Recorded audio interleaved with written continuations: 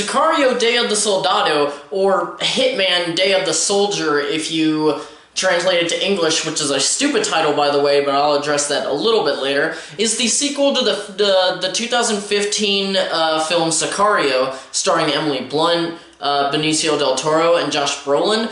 And this film follows the latter two, Brolin and del Toro.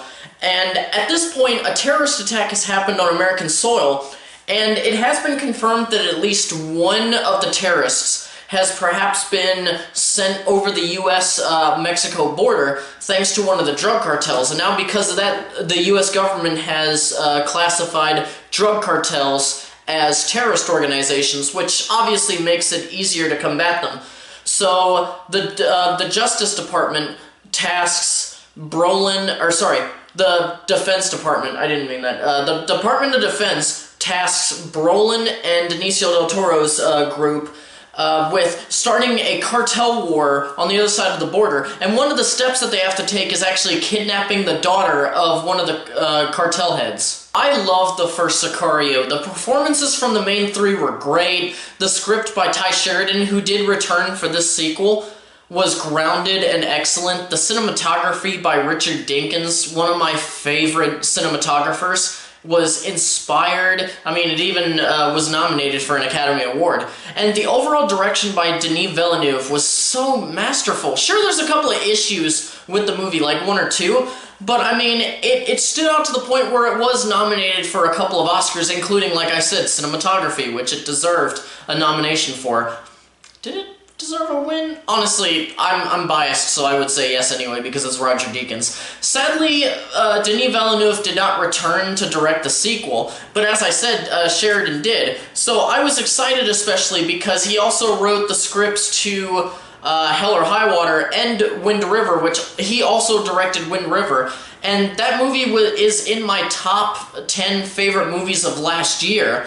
Maybe even number 5, because I am not great at picking top insert number here lists.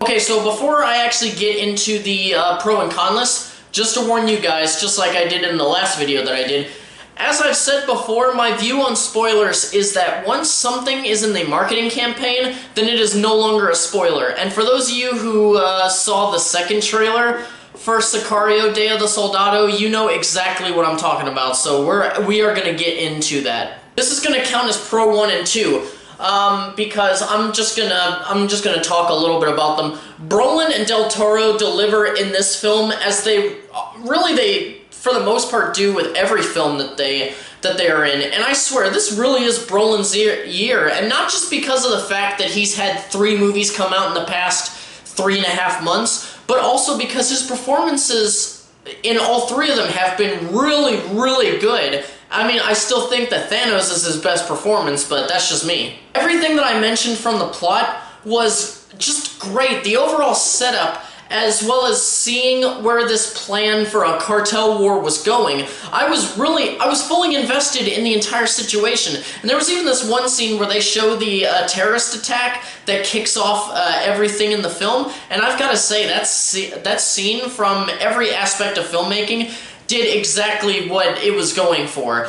I felt scared and terrified, and I was actually caught off guard because they didn't have any, like, ominous music beforehand. There was no musical score playing. The only thing that you heard was the ambiance of the surrounding area and just people talking and walking around.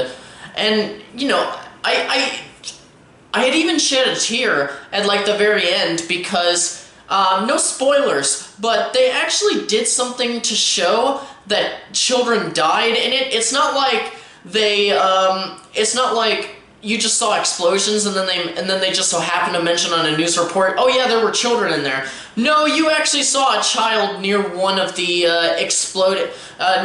like within the radius of an explosion. So you don't see one die in a graphic way, but you know that the child's gone, and I don't know why, it was just it was super effective. It affected me very.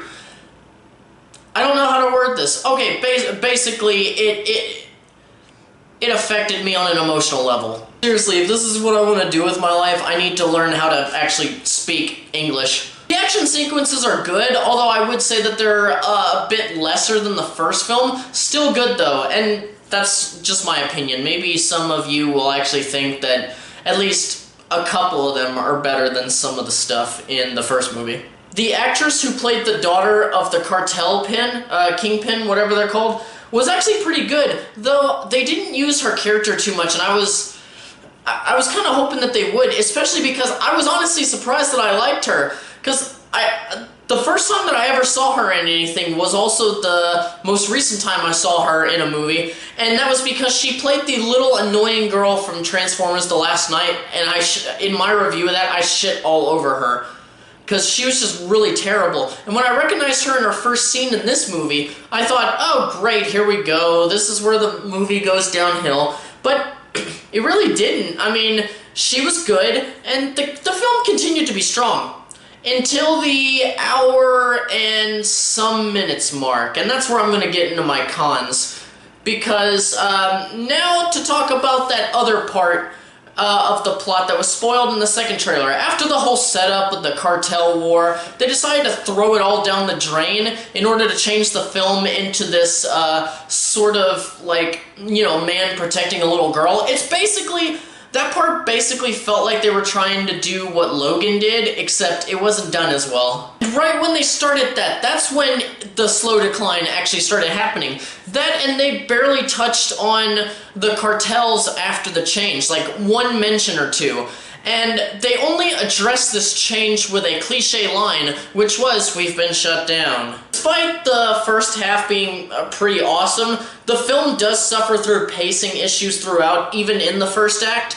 It's just that they're more apparent in the second half, mainly because it's like, it changed gears. There's not much to do in the second act, and, you know, it's just more sitting around waiting for something to happen, or at least on the audience's part. There's this one side plot involving a young Mexican boy turned people courier, you know, those people who go over the border and help people go back and forth, or not back and forth, from Mexico to the US and get paid for it. It's like, he pops up every once in a while in the film, doesn't matter where, whether it's the first or second half, and I was really bored throughout each scene. I really didn't care about where he went or where they took him, and where they took him in the film was honestly pointless, and especially because he wasn't an interesting character in the slightest. Also, they show that he's a high schooler early on, and even show that he has not been attending high school, and he has a mother and at least 2 or 3 siblings. I think it was 2. I wasn't counting. Anyway, his mom never questioned why he didn't go to school, or even better, she never asked him where he went every night. They also do something that's really, really lazy at the end of the movie that just makes no sense, just to justify another sequel if they ever get around to making one. And I wish I could talk more about it, but honestly, that's a true spoiler. If they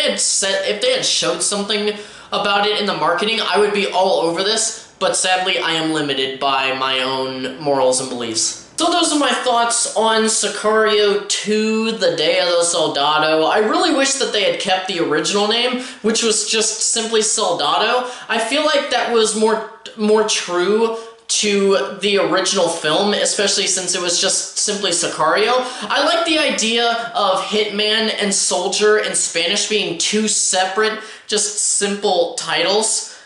I don't know, it just sounds great. I mean, Sicario, Soldado, like, the whole reason why I watched the first movie was because I wanted to know what the fuck Sicario was. In short, I liked the movie, not as much as the first, but it was good. However, it was disappointing mainly because of the fact that the first half built up so much potential and got me excited to the point where when they all chuck it out the window, I'm sitting there wondering, was it even worth watching this movie? But it's okay because I actually, you guys know that that ever since last year I had been a member of MoviePass. Well, as of today, I have actually stopped using MoviePass. I have now moved over to the AMC A-list, and I love it. It is so much easier than MoviePass, and I don't feel like I'm being looked at as a bad guy, whereas with MoviePass, they were starting to do all these things that made everybody feel like jackasses. But anyway,